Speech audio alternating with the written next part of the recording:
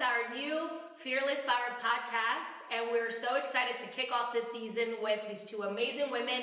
They own the Artist Collective Salon. This is Jenny and this is Patricia, and today we're going to be talking about salon stuff and the reason why we connected. And it's so crazy how social media is so powerful. Jenny was my beauty school teacher. I know. And we have not been following each other for like a decade. Like, I don't know. I graduated and then that was it, right? Which I don't even know what year I graduated. People ask me that all the time. When were you there? I think 2013. 2013. Yeah. That's when I graduated. She was my teacher for about a year. And then we just connected. And it was through a story from one of her new employees.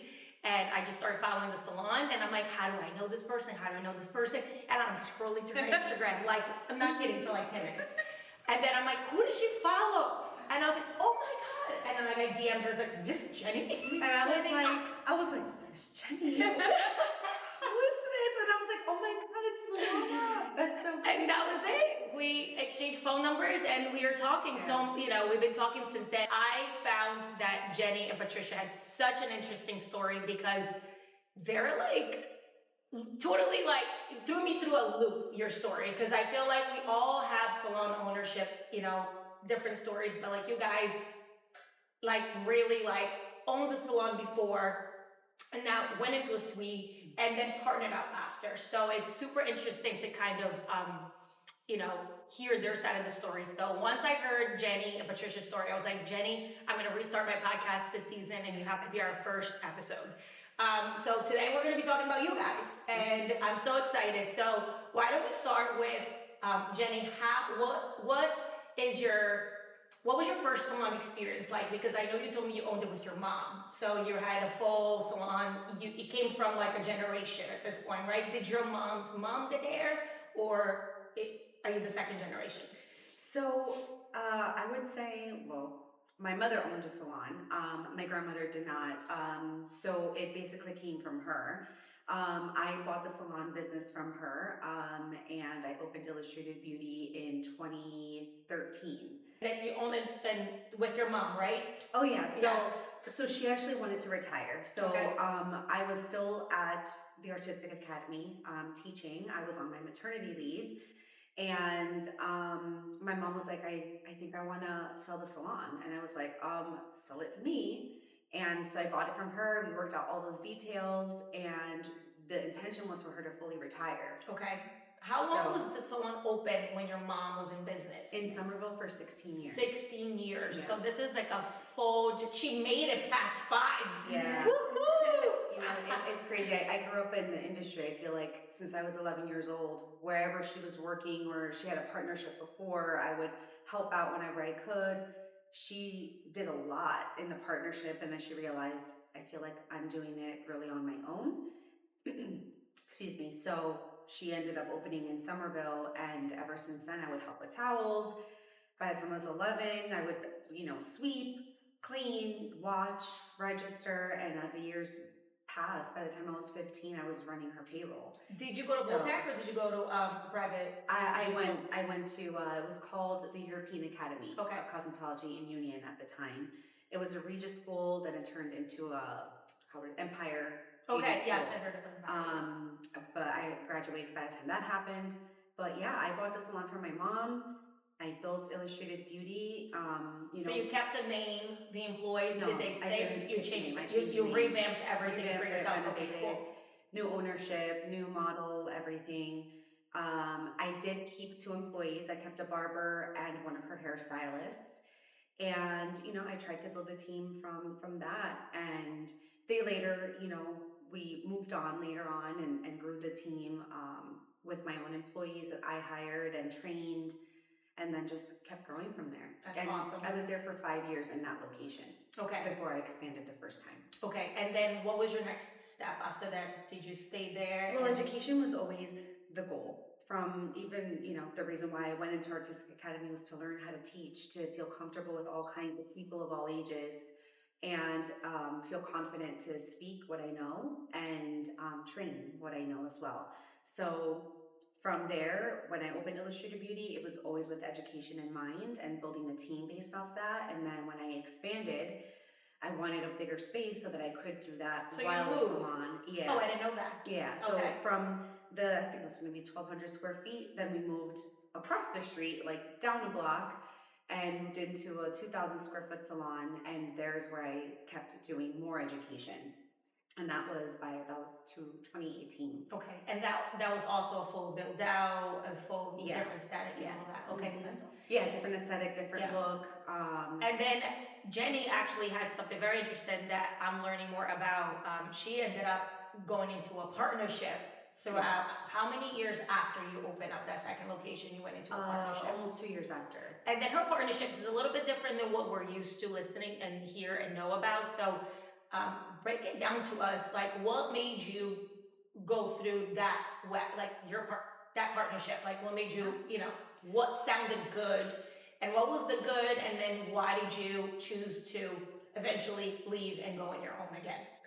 Yeah, so I was in 2018. I had gotten certified in a different method. I was teaching with dream catchers, Okay. the extension technique. And in 2018, I was like, I want to do this on my own. And so I started just looking at different hair companies and starting to build that out.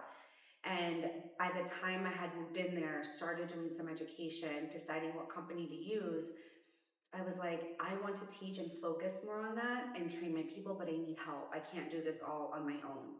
And then my business partner at the time, Lauren, she posted a story and was like, hey, we're looking for partnerships. If your salon is an established salon and blah, blah, blah, whatever her pitch was, I decided to send her a message on Instagram, and I was like, hey, I'm curious how this works and what this requires. And then we met up in 2019, I think in the summer, and started kind of the conversation. She's like, this could take some time. We have to build a friendship. We have to get to know the business and who you are and see if this is going to work. So we kind of just let it be quiet for a little bit. And I kept doing my own thing, and I'm like, I don't know if I want to do this now. And then COVID hit. I was actually going to be with my booth at the beauty show in Jacob Javits with my extensions. I got chosen with the IBS show to have my own classroom and do a whole class demo and everything and have my booth there. And while we were finishing up setting up that Friday, they were like, hey, everybody has 90 minutes to pack up and leave. Oh my state of God. emergency. You're like, COVID. you were so close to start a whole new thing. Yeah. I was completely brokenhearted that day. I You invested time and so much and money, but time really, that time, you can't get it back in a way. I'm sure you learned so much along that journey, because we even talked about extensions that I'm trying to get into an extension situation, and it just takes so much time and so much learning. Right, exactly. Yeah. And while all that was happening, I was, just kind of in my head and just kind of connecting and just asking God, what is the purpose for me? Why did this happen? I'm just, my business needs to be open. Long story short, we ended up connecting again, Lauren and I, and she goes, honestly, I think this is the perfect time to rebrand and start Fox and Jane in Somerville. And the reason that I decided to go with her was because I knew that I wanted to focus on training my team, being fully present for my clients, and educate my team. So it was a wonderful experience with having a partnership that allowed me to have the back end support from HR to operations, customer care on the back end. But as I started to grow and get coaching from them and everything, I realized that I already knew all this stuff, and I was still feeling like I was doing it all in the salon. Yeah. And without them being present, it drained me. Yeah. And when I decided that it was time to move on, that I knew that if I kept going this route and expanding the business, it was all about number of stylists as opposed to quality. Yes. And I couldn't give the best of myself with all of that. So training, being behind the chairs, still doing and helping with operations and still doing everything else. I was so used to running things on my own that maybe I didn't give them or delegate everything that I should have to make it lighter for Which me. we all know, salon owners, it is so hard to delegate. It's like one of my things, like now, like going on year 3, Ella Vida, and I'm like slowly delegating certain things to certain people so I can have a little bit of time for myself, you know? I mean, we all know we work 7 days a week, but it's nice to have a little bit of a balance that you can maybe drop it to 4, but it takes time. As any business, you've got to be there. Otherwise, it's just not the same without you there. But you have to find that balance, which sometimes there's balance and sometimes there isn't. It's all about the season, right? Some seasons, this season right now, I'm going to work some Sundays and Tuesdays that I'm used to not working because I have to provide for my clients too. So it's going to get busy, but you have downtime, right? So that's when you figured out that you were like still doing everything, still working your butt off, and then you decided to sell it to them, correct? And you guys, and you got pretty much bought out at that point, right? So basically I knew that I had the opportunity to teach a class at the suites where we ended up moving to, and one of the stylists there, you know, she let me come into her suite. I certified her, and I was like, Nicole, this is beautiful. Like, can you show me around? So she showed me the space, and I saw that there was one available, and I was like, I think I want to contact the owner. Can you send me the information? And I went back home and I'm like, I can do my education here, focus on my clients, build the education, because if I know if I keep staying within my partnership, I'm never going to be able to grow the education part the way I wanted to. The focus was growing stylists only and bringing more people in through that door. I didn't want to run a machine like that. I wanted to still have heart in it. And I realized that even though I was providing paid time off, unpaid time off, whatever it was, that didn't matter to my client, to my stylists. They wanted flexibility still and more freedom. So I wanted to gain that back. If I did have a salon one day again, I wanted to be able to give them that flexibility, that true flexibility of them not having to, well, you have to work these days and you have to request paid time off or unpaid time off or whatever it was. Well, because I also find too, like as a salon owner, when you don't delegate and you are the manager, and it's something we all do it for a long time, it is really hard to be the manager, to be that person, and also do hair behind the chair full time. Because when you are doing hair behind the chair full time, you're with your stylist in the back, you're doing things together, which I love. It's something that like I feel like I can never stop doing hair because I like that connection with my stylist, that personal thing that happens in the break room. And that was one of the things that when I got out of a suite, I was like, I couldn't wait to get that break room back, you know? And that was like so important to me. And then you were in the suite, and that's how you and Patricia met. And Patricia has a very interesting story. She also owned a salon not too far from Jenny. We were literally like 3 doors down from each other. But she was a little bit different. She experienced the burnout, right? She I don't know if you can share that, but I know you told me that one of your stylists said something to you. And then you were like, holy shit. It was like a light bulb went off. And then from there, she also took the sweet journey for a little bit, and that's how these two met. So tell us what was your experience owning your salon as well, and when did you choose to call it quits for a bit and go into a suite? So for 14 years, I had 75 West in Somerville. Really no complaints. My biggest problem, I think, is that I kept the wrong people around for too long. Stylist, you mean, or management, or every stylist? Okay. I did take on the whole load as the owner, the stylist behind the chair. I never delegated. That was another problem that I had. How many stylists did you have? How big was your salon? Same as Jenny, about 2,000 square feet, 8 stylists and a barber. I don't have any complaints, but it was when my second stylist, you know, who was bringing in the most, decided that she was going to leave and go to a suite. And I was very proud of her. It's what she should have done. She kind of hit that point in the salon where she couldn't grow anymore there unless she became my partner. And again, like I didn't want that at the time.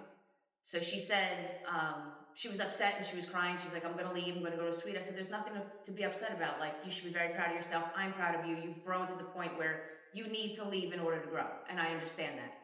And she said, you know, I thought about opening up a salon. She's like, but I don't want all of this. Like, I don't want what you go through. I don't want the employees. And it, like I told you before, as soon as she said that, I was like, oh my God. And then I start crying. She's like, what are you crying for? I'm like, because, I don't think I want all of this anymore. It just, like I told you, I reached a point of burnout where I was feeling sick for a while and stressed, and it was just, I was a very lenient boss, in my opinion, because I came from salons where it was very strict. Yeah. And like Jenny was saying, like, you need to, get permission to do this, that, and the third. I wasn't necessarily like that. Come, have fun, do your work, go home. Yeah. And just have a good time while you're here, do the job and do it well. And I don't know if that caused the problem. I don't really know. Well, I also what feel it was. too that like sometimes you have to go through that hardship because God wants to put you in a different space completely. Even if it's like it hurts, we all know when it hurts, we're growing, and then there's something bigger coming after that, right? So you just can't see it in the moment. But I did know as soon as she said that I was like, all right, it's time. Yes, and it was a message that just clicked it, and then it made you shift your mindset a little bit, and it gave you a way out. Really, if you think about it, 100%.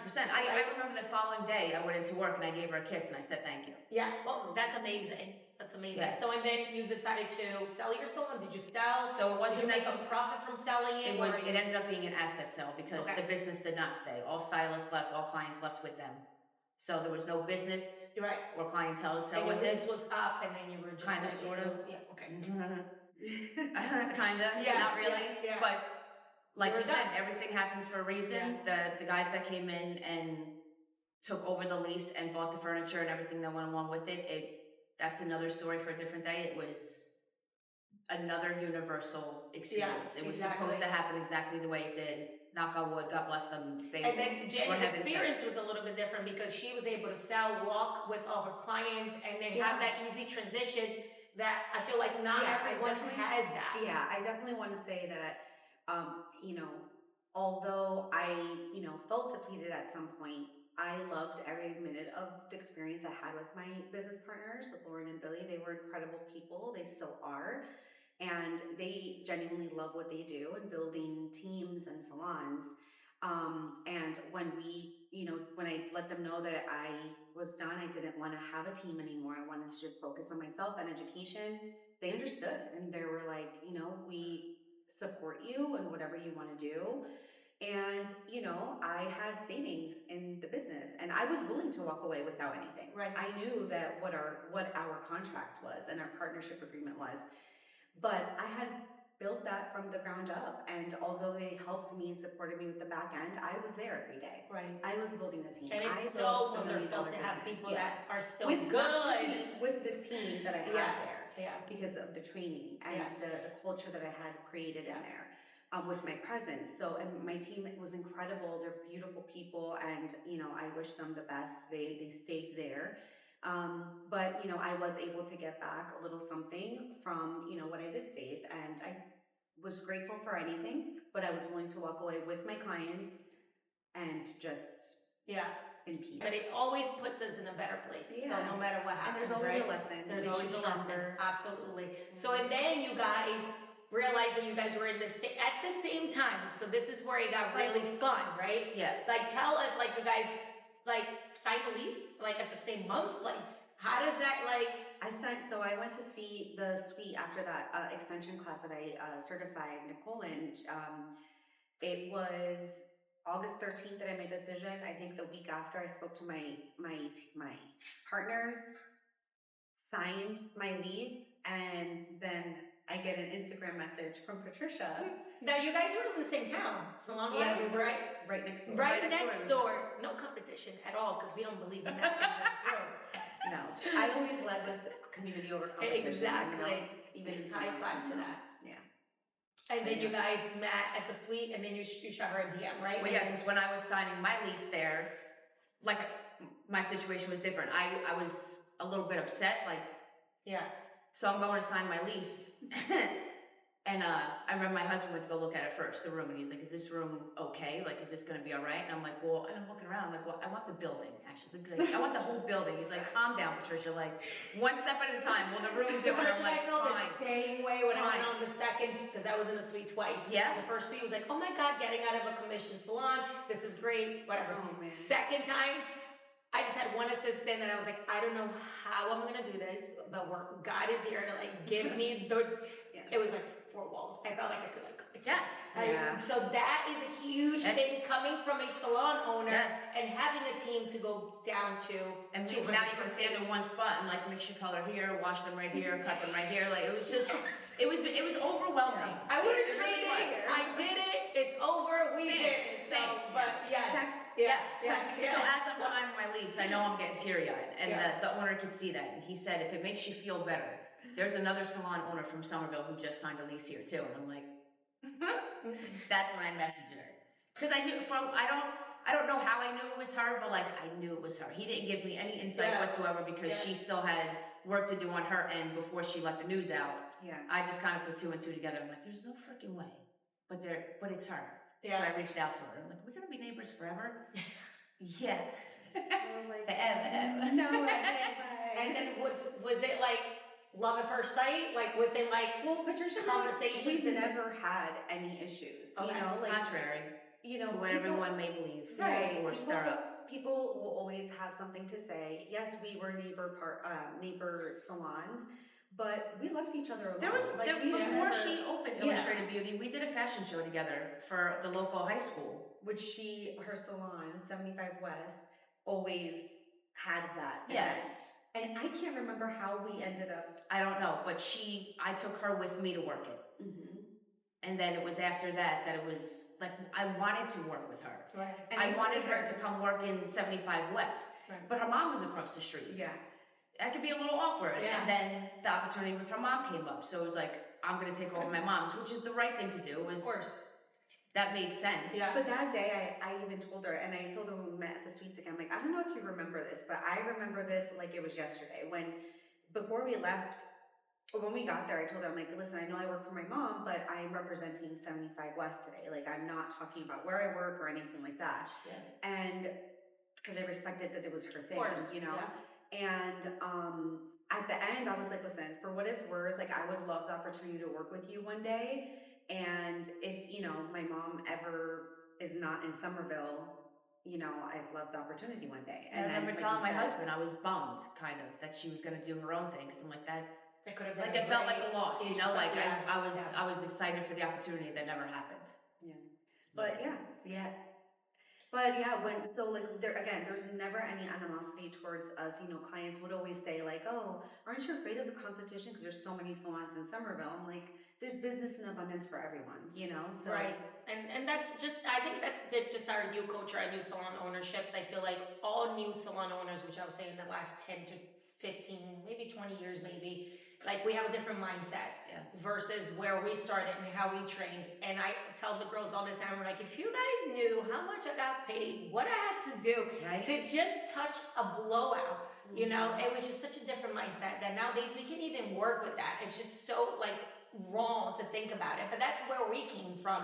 So it's just to show how much we have grown coming out of those experiences that now we're able to give to the new people coming out of beauty school a better environment so they can grow and become the best stylist or artist that they're going to be. Now, what made you guys go into a partnership and then open up a salon together again as a partners? And if you don't mind me asking, you guys don't have to answer this, but are you guys 50-50? And what works? Like, you guys have been together for now how long? Like how long has the salon been open now? The salon's only been open since August. But you guys been planning it for a good... But it was a year in the making. Okay, awesome. So first came the education, which is led by her, with the extensions. Okay. And teaching our method and how we do installs and a proper way to do it with proper education behind you to give your client the best experience with hair extensions. From there came the hair extension line.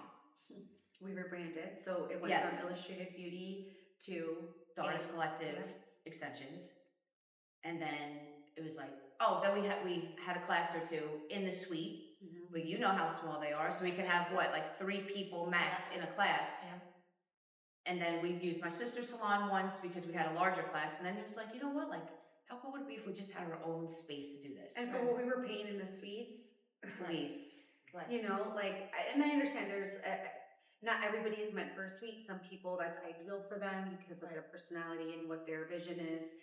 for us, it just wasn't, it didn't make sense. It served its purpose. Yeah. I went in there with the intention of growing my education business, and it did, and just blossomed into a completely different business. And it was not intentional, it just organically happened. Yeah. Because it was meant to happen, you know? And you guys looked for a building, then you did your full build out. That and too, all though. that, Like, yeah. I had a client come in that day, one day. It was like, oh, I just drove past this shopping center. They have this beautiful building for rent. You should check it out. 20 minutes later, she comes into work, stops in between. She's like, dude, I just drove past this building on my way home. Beautiful, we should go check it out. And it is where we are now. We looked at one space. Yeah. And it was, worked out. again, meant to be. It's, Well, we looked at that other space in Hillsborough, but it was like, oh, yeah. And But I it was like yeah. the first issue. I was like, honestly, I think We never went inside. No. Do another build out, you want to at least make sure that it's the right square footage. So we you don't have to do it move again. Right. Yes. And this space too, we looked at it. It's 3 stores. We could have taken 1 or 2, and then we were like, you know what? Like, if we're gonna do this, we were afraid if we only took the 2, that someone was gonna take the 3, and then when we needed it, it wasn't gonna be available. So did we prematurely bite off more than we can chew? Maybe, but as of yesterday, no. We hosted our first class there yesterday, so And it was great. so no, we didn't bite off more than we can chew. But initially, it was like, Yeah. screw it, go big or go home. And We'll then take all how of do you, if you guys are gonna give advice to anyone right now that's like thinking about opening a salon by themselves or with a partner, what would be something you guys would tell them to either consider or like just understand it before you go in all the way? I think communication is key. Talk constantly about what your goals are, how you plan on running your business, and they have to line up. If they don't, I feel like you're in big trouble. Like we told you, we're a 50-50 partnership across the board, but we lean into our strengths. Jenny is education focused, mentoring, stylist, and salon owners. I'm kind of more into the branding, creative aspect of like our Instagram and social media, and stuff like that. But when it comes to big decisions, Anything operationally. correct, operate, systems, all yes, that. management, that's when we're on the same page Right. at all times. If we're not, we talk it out. Right. And I think that is the biggest thing to And keep in I mind would is have to, communication. I I would mean, it's have- like having a partnership with like a spouse. We I mean, said just we're being married, we're that's married important. now. That's We're a married. partnership. And the only thing that's Yeah. to Yes. keep it alive is you have got to communicate constantly, whether it's good, bad, Yes. all the time. Yes, and then personally, I had a partnership that didn't work out. It was great in the beginning when we were working really hard to get the salon open, the whole inspo about it, but when it came down to different things, there was not enough, we didn't have an operational agreement that we stuck to, which I tell everyone now, even like Darlene and I had done a podcast in the past that was about everything about partnerships, and it was like, would you ever go 50-50 with someone? My goal right now is that I personally wouldn't do 50-50 because of just where I am now in my career and what I've gone through. But an operational agreement is for anyone out there going into a partnership, it's like your key. And to revisit your operational agreement. It should be a yearly conversation, an yearly meeting that you guys are keeping up with what that says, that concept, and you guys are not overcrossing your jobs, which I think that's where it turns into an issue. It's when you think you're doing more, but you're doing this, but you think you're doing great, and then it turns into like who's doing what. So You it's kinda staying have to on your lane, stay in your of lane, where right. your partnership begins. Yes. I'm never going to cross that education line with her because she is that from the very beginning. At And you her have that core, respect, which you're 100%. like, no, that's I texted her yesterday Yeah. and told her how inspired I am by seeing her on stage, right. doing her thing because she's so good at it. I'm never going to pretend that I can educate the way Jenny can. But I cannot wait to learn from her Right. and maybe even become half of that so I can contribute to that aspect of our business together. I don't know, and I know that you can probably agree. I don't feel like we have the mentality of like, well, that's my job, that's your No. job. Right. We both understand that as a whole, even though I was like, you're amazing at branding, you are the CMO, of marketing, and but we always ask each other, I'm like, hey, do you think that you would want to post this on our thing? Or like, hey, can we like change it up or something? Or vice versa. Or she's just like, hey, what do you think of this? And for the most part, we're always like, yeah, whatever. Yeah. Or like, she'll be honest. She's like, I think that we need more lighting, so maybe redo the video, you know? Right. Like, it's a little dark. So, like, we're always helping each other out. And anything with education, I always ask her, like, hey, these dates are what I'm thinking. Are you available? Do you want to do this? Do you want to leave this one? Do you, whatever, Right. you know? Because Right. I want her to be a part of it. She is a part of it. Right. It's the reason why we're Yes, here. yes. So, I also find too, like with partnerships, like with any business, I feel like that those monthly meetings that sometimes on your, like when it gets busy and things are rolling the right way, sometimes you think like, oh, it's okay, like just go do you, go take care of your kids, go do this. That That's cannot necessary, happen. right? Yeah. That is like, even with my salon now, we do monthly meetings. You know, we don't make anyone come into the salon, but we do once a month. We're like, guys, on Zoom, we're talking about what's going on in the salon, what's new, what we gotta change, reviews, retail. Like, it's so important to like have that monthly connection 100%. because when you're working and we all know how busy our lives are, you don't want to text, even though we still probably text each other at whatever time, but like you want to make that time designated for issues, for growing from everything else, right? And the monthly meetings are so important. So if you had to, and if there's nothing, you guys don't have to say it, but like I would like to wrap it up in a way that for anyone that's watching and it's inspired for, you know, for our stories and Jenny and Patricia story, what would be the one thing that you either wished never happened? What's your one takeaway from like the years of like salon, like managing salon as being a salon owner? What's the one thing that you wish you didn't do? Or are you happy with everything that happened and all your life lessons that took place? What's the one thing that you could be like, don't do that to someone that's planning on opening a salon? by nature, I'm an impulsive person. So I think, you know, when it came to moving into a suite and then moving into a partnership again, I was very intentional. So I think that even if you have the desire to do something like it's like deep in your heart and you already have the clear vision for it, don't stop. Keep dreaming and just make your plan. Like, what can I do today? What can I do tomorrow to be able to get that? That's what we did. I mean, within 1 year, I messaged her the other day. I'm like, dude, last October 16th or 13th, I think it was, we were signing our letter of intention with the landlord of this space, you know? So much happens in a year, but I think don't be impulsive. Take a second. If you have the vision, then plan the steps that you need to take to make it happen. I don't think other than that, I would change anything because it's what's made me stronger and what's allowed me to go into a partnership again with confidence and knowing like, what would I do different? What did I need maybe from my partners? Maybe I didn't vocalize it and maybe it could have been different, you know? I love that. Yeah. And now I'm here and I'm like, your voice is heard loud and clear. Like, it's not about, well, we have to do one, we have to do for the other. I understand that, but as a business, people want flexibility. People want to feel like you are caring for them as humans. Yes. So that's the one thing That's that our you're industry. doing. That's Yeah. our industry. And different, I think, for both of us, running our business is human first, genuinely human first. Yes. Community over competition. Our job is to build that team, build that community first, because if not, then that's where all the cattiness starts, you know? 100. And that would be That was the amazing. one Yes. thing that I would change is the way, I think Darlene said it in one of your podcasts, hire slow, fire fast. Yes. You have anybody coming into our space has to be intentional. Your values have to align with us. We want you to be a part of what we have to offer, not just work there and bring your clientele. You're not just numbers in our financial records. Right. You have to, I don't want to say buy into the culture, Yeah. but want You have to to believe believe in the it. culture. Okay. Yes. Yes, much Core better said. values Yeah. have to align. Values have to Because align. that makes the entire salon atmosphere and experience for your clients so much different. 100%.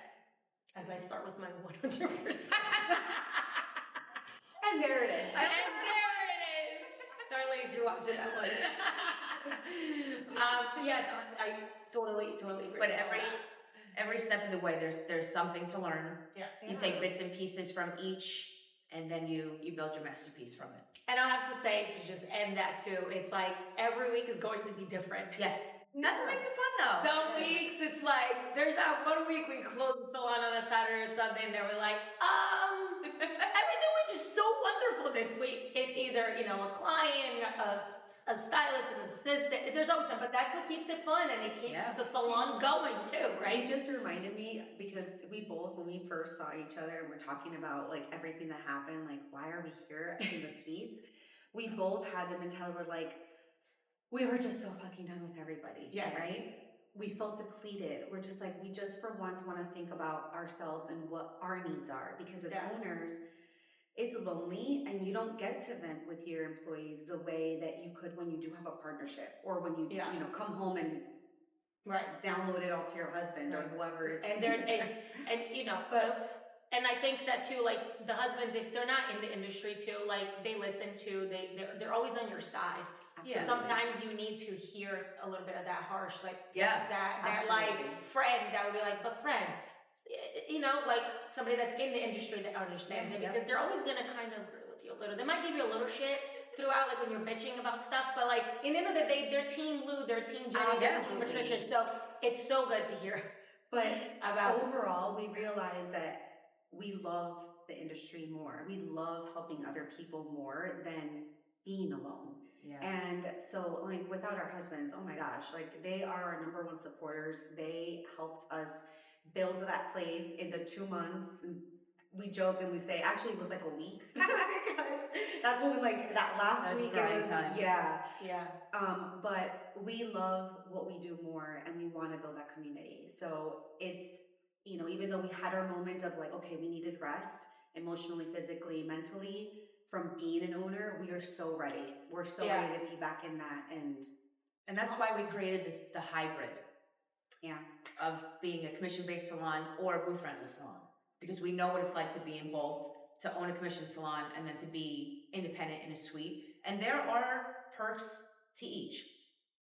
Not for me personally, being in a suite. But I think that because I was an owner first going into a suite, it was different. I think for a stylist 100%. going into one, it can be very rewarding. There's a lot to learn. But I don't know that they know yet what they're missing being in a salon. Yes. And that's why we want to be able to offer both. That's why, which is great, because now with the salon booth rental, which actually, Jenny, we can wrap up this in like 5 minutes, okay? 5 more minutes. But you were the one that actually, there's so many confusion on booth rental right now in New Jersey. Yeah. I mean, if you're part of any salon groups for New Jersey on Facebook, nobody knows what's going on. Yeah. You go on the website, not for nothing. It's not great. It is really hard. So Jenny actually knows exactly what the steps are of becoming a hybrid salon or booth rental salon. So Jenny, why don't you tell us a little bit what you learned from the last so last year, and then in May is when it officially became available on the website to apply as a booth renter. So with a booth renter, it's very similar to applying for a shop license. So basically, let's say somebody wants to come in and be a booth renter at the Artist Collective Salon. They have to have an agreement, a lease with us as the business owner. They have to send that lease over with their application to State Board with all of their paperwork, all of the qualifications, notarized everything. They send that over to State Board, and then they come and do an inspection for their chair. So it's a lot of little steps. So there's nothing that the salon itself, we don't need to get a different licenses. It's the person coming in. And let me ask you a question. Does that change anything on your actual lease for your building? And then do they have to have their own liability coming into your salon? Yes. Okay. So basically they are renting your chair. They have a lease agreement with you, whether that's a 1-year lease or a 2-year lease, whatever that looks like. In the state of New Jersey, that shop license has to get renovated every 2 years, just like our hairstylist license, just like our salon license as well. So if, let's just say they're there for a year and now they want to go into another hybrid salon, that They gets have to voided, reapply. and They have reapply. just like a suite. If you're Yep. switching rooms and you go Yep. into 101 to, instead of 102, you have to reapply for You the shop reapply, you license. pay your $350 or $250 depending on the year. You pay that over, and if you're switching salons, you have to have a whole new lease agreement with the owner. And here's the thing, can people get away with not doing any of that? Absolutely. But as a business owner, I have learned my lessons on not doing things according to state board, and I will never sacrifice or put my business at risk to make someone feel better. Right. Like, I will follow the rules to the T, and that's just the way it's going to be. And it's simple, you know. The only thing is people have to realize is the misconception, I think, with suite, booth, and commission stylists is that they have the mentality is I don't want to be commissioned because the owners are taking everything from me. That's false. Yeah. You are partnering with the salon to earn a commission based on your services. The owners don't make 100% of their commission either. We're still service providers. I mean, a salon margin, it's like if you make 20% at Right. the end of the year, that is like a plus, Yeah. you know, Right. but And- it's, most salons are not even making 20% And statistically, exactly. at the end of the year. Salons right now, if they make 5%, that's a lot Right. of profit. Right. So people, stylists have to understand that no one's out to get your money and take your money away. You have an option now. You have two now, or three. Right. You can be commissioned. You can be now a suite owner, which means you're responsible for all of your things, which means when you're charging your client 50% of that or 30%, whatever your math is going back into your business. So once again, you're a commissioned stylist within your business. Not only that, but now you're paying 15.3% of taxes for being self-employed. When you're a commissioned stylist, you pay half of that because the business owner now has to pay back the state and federal for that other Payroll, 7.5%. I mean, it's so much. So again, when you're a suite owner, now you're responsible as an independent stylist, but you're still commissioned if you think about it, because not 100% is going to you. And then as a booth renter, now you're paying a lower rate, right, of a rent, but you're still responsible for your liability insurance for your chair, for your products, and anything else. that you Everything. want And to sell. education. So- Let's not and forget education, which is what we thrive on, right. you know? And I find, like, it's so important for us when we're salon owners to keep the salon with a new technique, it's exhausting sometimes to bring all these things in. I mean, I love doing it, but like, you gotta really constantly think outside of the box. How can you improve everyone's skills? Because now it's not just your skill anymore. You're thinking for everyone, Right. from level 1 to level 10 if you are a level salon, or just from someone that just walked through your door and start training as an assistant. So, girls, this was such a good episode. I'm so happy to kick this first episode with you guys. Thank you I for hope having everyone us. that's watching got to know them a little bit. And if you're from the area, what county are you guys? It's Hunterdon County. Okay, so if you guys White House Station. if you guys are over there, go check them out. Their salon is beautiful. Thank you. Yes.